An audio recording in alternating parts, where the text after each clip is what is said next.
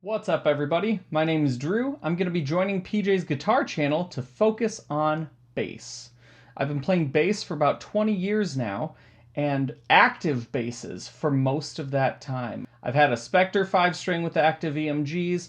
I've had a Schecter Stiletto Custom 5 with active EMGs. I've played a Legator Helio 5 Pro, not with EMGs, but they're proprietary active pickups.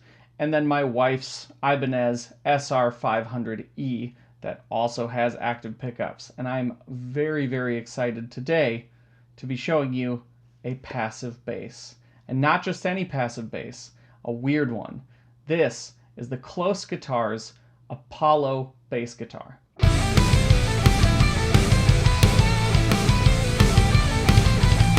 As promised, this is the Klōs Apollo Bass Guitar. 4 strings, passive pickups, and one of the most interesting parts about this bass is this, the carbon fiber neck.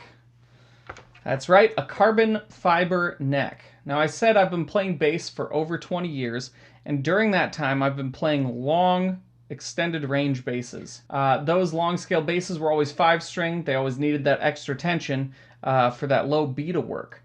But the downside to that length of neck is the stability of the neck. I've had necks that were mostly maple. All of those basses have had neck problems over the years. It just comes with the territory. I also live in a pretty cold climate, so that comes with the territory too. It changes from being extremely cold in the wintertime to quite warm and humid in the summers, so your neck is just constantly flopping around like that the whole year.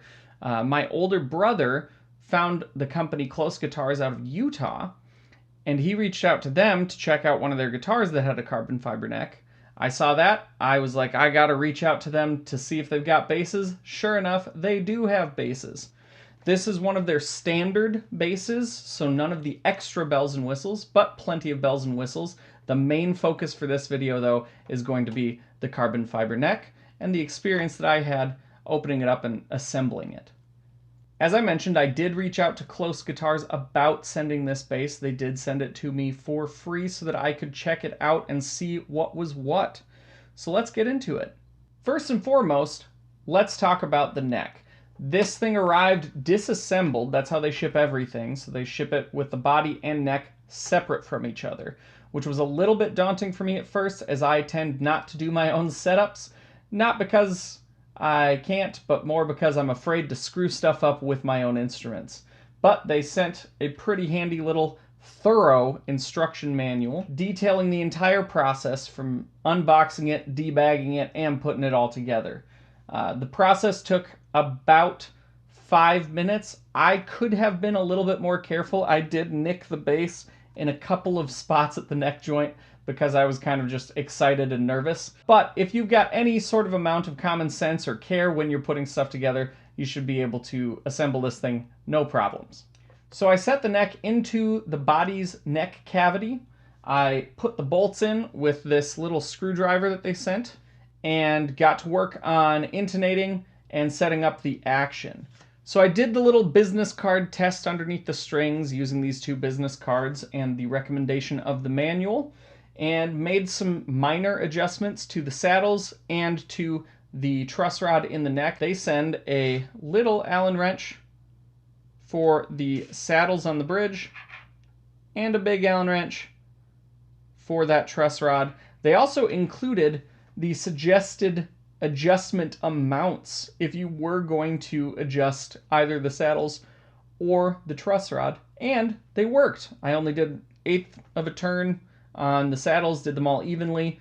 I did little more than 1/8 of a turn to the truss rod. That whole process took about 5 minutes. It was pretty easy, pretty painless. I don't know that I'm brave enough to do it on my wood basses yet, but super simple to do on this one. So I mentioned this is a dual humbucking bass. It is. Let's check how these humbuckers sound real quick. We've got 3 knobs. I'll use one of my business cards to give a little more contrast. 3 knobs on that body. The first knob right here, that is your master tone knob. The second knob, that is your bridge pickup volume. The third knob is your neck pickup volume. So it's pretty straightforward controls. I really actually think that straightforward controls are the way to go. I like to make quick on-the-fly adjustments. It is so easy on basses with a billion knobs on them to make the wrong quick on-the-fly adjustment. I've done it many times. So without further ado, here's how the bass sounds with all the knobs turned all the way up.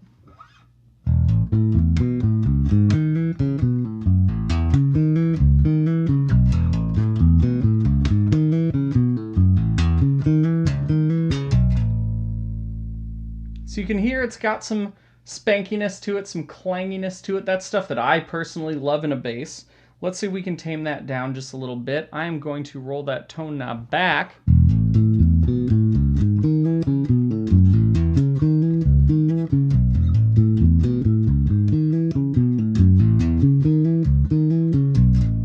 So that's the tone knob rolled all the way back, all the way forward.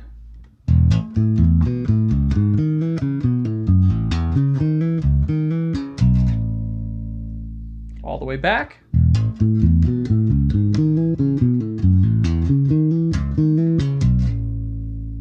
Okay, that's still with both pickups, also volume all the way up. I am just running this through a Microtubes B7K Ultra DI box. Just direct. I'm running through the clean channel on it. I've got pretty much everything set to noon, minus of course like the volume and stuff. So this is the cleanest, most natural sound that I can get just running it direct, which is pretty good. It's pretty good. So now I'm gonna roll that bridge volume off. So I've just got the neck. I've got the tone all the way up.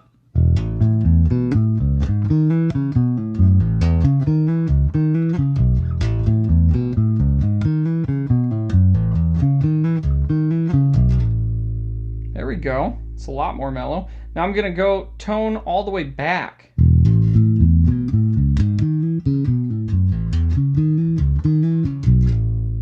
Ooh. Nice and smooth. Okay.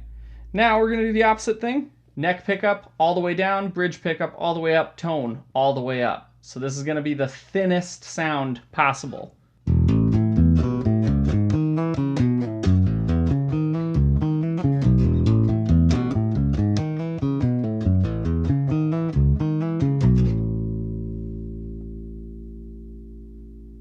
And last, we're gonna do bridge pickup all the way up, neck all the way off, tone all the way back.